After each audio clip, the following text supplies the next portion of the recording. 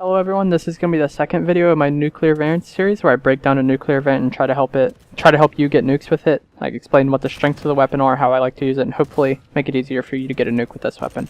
This video is going to be on the Karma 45 Armageddon, which is a variant from the Blood Anvil mission team, similar to my previous video.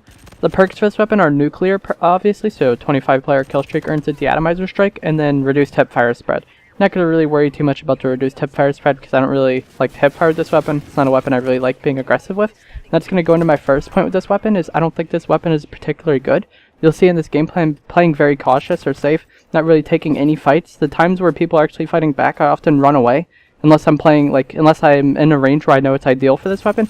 I'm often very safe with this weapon. I flank a lot, and that's just because I don't really have any confidence in this weapon to win any fights. You notice the only time I run into multiple people I instantly pop armor, and I'm rarely chasing down kills. I just have very little confidence in this weapon, and that's why you're going to see this style of gameplay. I think this can be very helpful if you're someone who's struggling to get nukes, like your aim isn't the best or your reaction time isn't the best, because if you're not the best player, this is probably how you want to get a nuke. You just want to make as good decisions as possible, be as safe as possible, flank as possible, and just be on top of spawns, playing defensively in some areas. The only time I'm really not flanking in this gameplay is when I'm playing defensively in the circle area, and that's because I know that range is ideal for this weapon. So if you're someone who's struggling to get nukes, I think this video could really help you, especially with the gameplay style I'm employing in this video. Starting off with the range, this weapon will be a 4-hit kill up to 15 meters or 11 meters if you're using a silencer, and I am going to recommend using a silencer in this video, and that's why I'm giving you the silenced ranges as well as the base ones.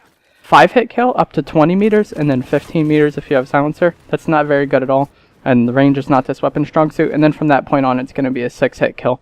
The fire rate is 769, which is also not very good. There are SMGs that fire faster than this, and the HVR, which is a variant that has slightly more range than this, has a 740 RPM variance, or RPM. So 30 RPM difference for less range isn't really just worth it in my opinion. I would much rather use the HVR than this weapon, but it has a similar problem to the HVR in that it's not really good in any category. It's just mediocre everywhere, and that's not necessarily bad, but it means you don't have any ranges that you really dominate in. Whereas something like the FHR, even though it's not a better weapon by any means, it's very good up close, and it's a strength that you can play to.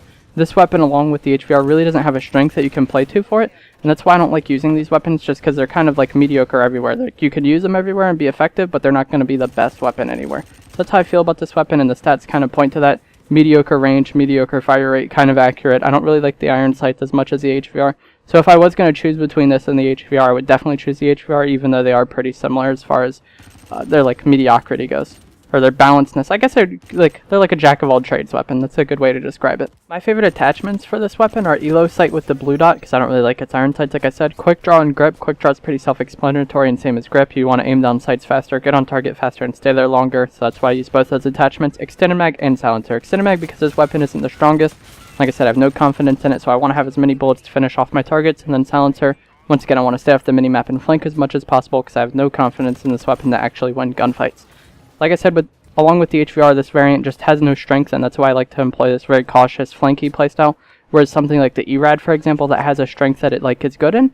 So with the ERAD, I could be more confident and have a more defined playstyle rather than just flanking targets as much as possible. But with this weapon, same with the HVR, it really doesn't have a strength, and it's not that good of a weapon in my opinion. I think there are much better nuclear variants, but if you haven't unlocked any of those, these are easy to unlock because they're only part of a mission team, so you can get them from playing. You don't have to rely on random drops or wait to earn enough salvage to finally buy one. That's going to do it for this video. Thanks for watching. Please like it if you enjoyed it and subscribe for more nuclear variants. Also comment down below what nuclear variant you would like to see covered in this series next. Like I said, again, thanks for watching.